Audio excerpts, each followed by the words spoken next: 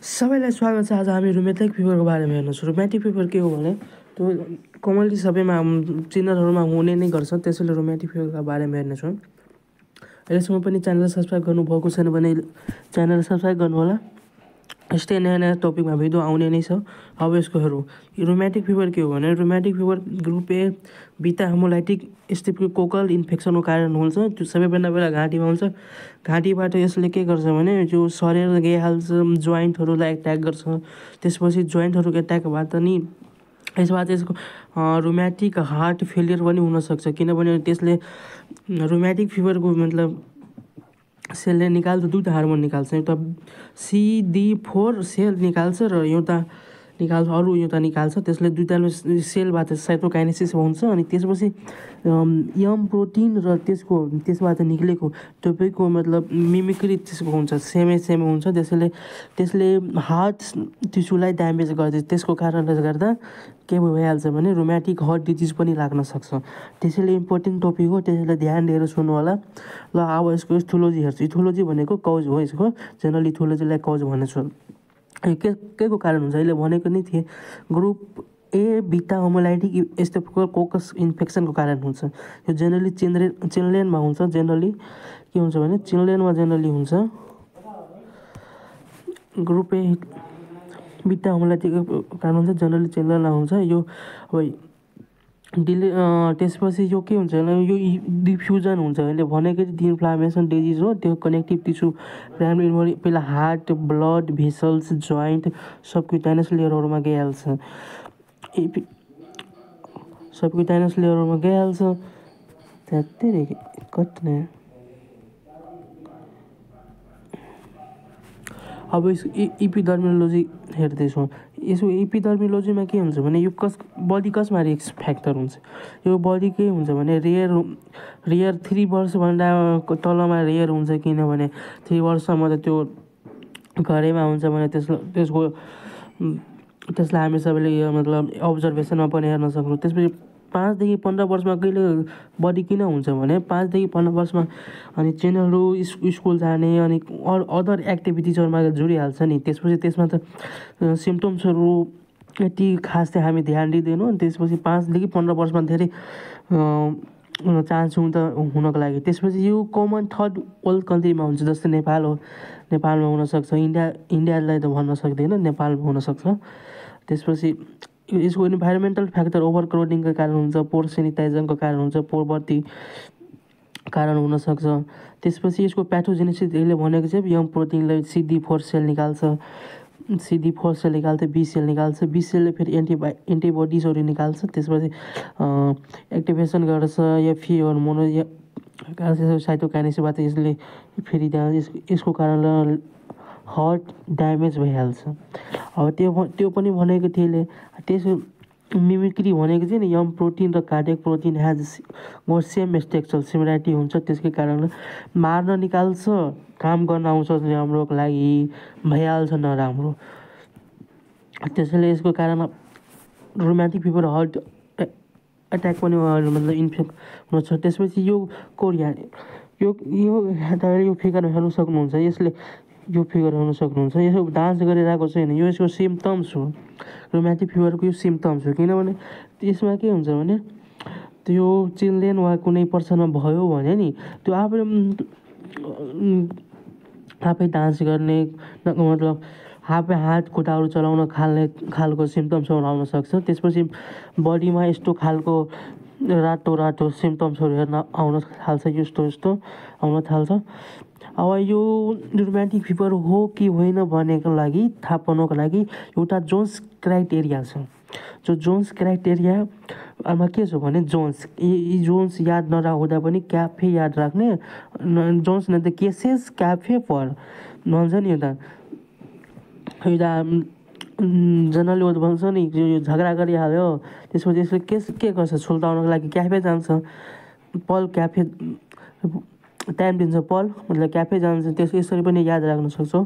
त्यसपछि जोन्समा जेबाट जोइन्टहरू इन्भल्भ भइहाल्छ, हार्ट मायोकार्डियस भइहाल्छ, हार्ट ओ लाइक स्ट्रक्चर भइहाल्छ, सबक्युटाइनस निडल्स भइहाल्छ। यसले यसको ठाउँमा चाहिँ यसको सिम्टम्स हामी E4 यसले हेऱ्यो नि, यो शरीरमा रातो रातो खालको सिम्टम्सहरू मतलब हेर्न सक्छ। CRP इन्क्रिज भइहाल्छ, फिभरहरू लाग्न सक्छ।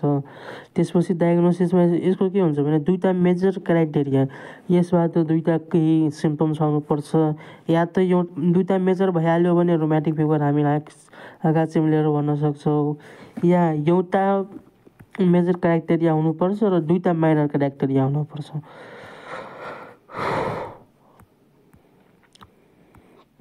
यसको डायग्नोसिस अब हेर्दैछु। डायग्नोसिस क्लिनिकल फिचर जस्तै डायग्नोसिस यस्तै नै गर्न सक्छु।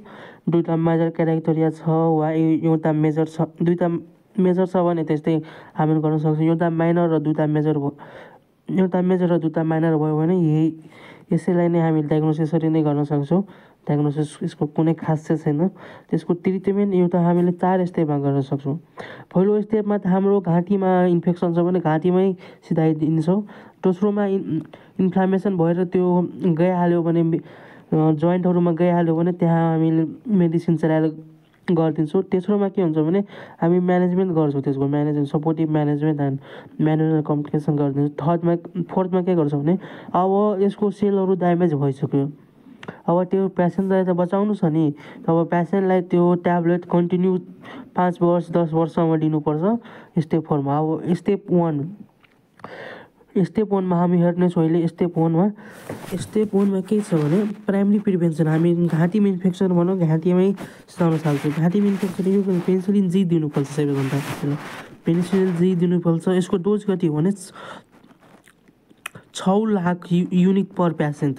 युनिट पर पेसेन्ट मतलब 27 केजी छ भने 6 लाख दिने युनिट डोज यसको हो पेनिसिलिनको, र 27 केजीभन्दा बढी छ भने 12 लाख युनिट दिने पेसेन्टमा वेट छ भने।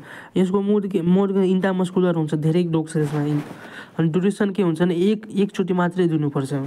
यदि पेनिसिलिन जी दिएन भने पेनिसिलिन भी पनि दिन सक्छौँ। पेनिसिलिन जी के हुन्छ भने यो पेसेन्ट निडलबाट त्यो निकाल्यो नि निडलमा, त्यसपछि त्यसको मिनिमम 5 सेकेन्डमा हामीलाई त्यो पेसेन्टमा इन्जेक्ट गरिदिनुपर्छ। त्यसैले यो धेरै रिस्क हुन्छ, तर धेरै यसको इफेक्टिभ धेरै हुन्छ। अब यसको यो भएन भने पेनिसिलिन भी पनि दिँदा हुन्छ। 250 mg दिने 2 से 3 टाइम दिनुपर्छ, धेरै झन्झट हुन्छ। त्यसैले पेनिसिलिन जी नै राम्रो हुन्छ।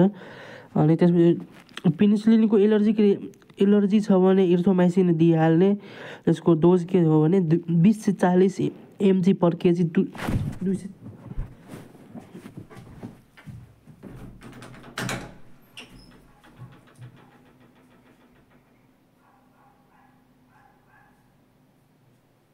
कति बेला रे के बेला छ बढी दौडको उठ्नु।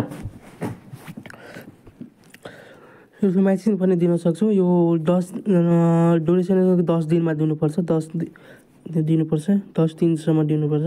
त्यसपछि एन्टिइन्फ्लामेसनको हामी पछि हेर्नेछौँ। स्टेप 3 मा के हुन्छ भने बेड रेस्ट। हाम्रो पेसेन्ट एन्टिइन्फ्लामेसन के हुन्छ भने दुईवटा ड्रग्स हुन्छ सबैभन्दा पहिला। एउटा हुन्छ एस्पिरिन हुन्छ, र एउटा के हुन्छ भने एस्पिरिन दिनुपर्छ हामीलाई कम्तीमा 10 दिनसम्म दिइहाल्छ भने त्यसपछि त्यसले के भन्छ भने एस्पिरिन के गर्छ प्लसलाई पातलो बनाइदिन्छ। अब पातलो बनाइदिन्छ सेकेन्ड स्टेपमा भइहाल्यो। थर्ड स्टेपमा के हुन्छ भने पेसेन्टलाई कम्प्लिट बेड रेस्ट दिने, ट्रिटमेन्टहरू रेगुलर दिने, डायरेटिक दिने, किनभने यसलाई किडनीले राम्रोसित मतलब ब्लड फिल्ट्रेसन गर्दैन भने डायरेटिकहरू दिने, त्यसले गरिदिन्छ। ट्रिटमेन्ट अफ कोरिया मतलब त्यो अचानक त्यसले गरिरहेको थियो नि, यो डान्स गर्ने जस्तै गरिरहेको, त्यसको ट्रिटमेन्टहरू गर्ने। अनि रेस्टलाई जोइन्ट दिने, रेस्टलाई जोइन्ट प्लास्टरहरू गरिदिने। अनि स्टेप 4 मा के हुन्छ भने स्टेप 4 मा फेरि त्यही हो, पेनिसिलिन जी और पेनिसिलिन भी हो, इरिथ्रोमाइसिन हो, तर त्यसको डोज बढाइदिने कि 12 लाख युनिट दिने, हरेक 3 हप्तापछि दिने, महिनामा एकचोटि दिने। इन्ट्रामस्कुलर दिनुपर्छ। इरिथ्रोमाइसिन 250 mg ट्विन्स डेली, मतलब दिनमा 2 चोटि लिनु। त्यसैले पेनिसिलिन जी नै जित्दा राम्रो हुन्छ। अब हामी रुमेटिक फिभर आज हाल्यो, अर्को भिडियोमा हामी हेर्नेछौँ। अब अर्को भिडियोमा रुमेटिक हार्ट डिजिजको बारेमा पनि हेर्नेछौँ। त्यसैले भिडियो राम्रो लाग्यो भने च्यानललाई सब्सक्राइब गर्नुहोला। Thank you for watching video.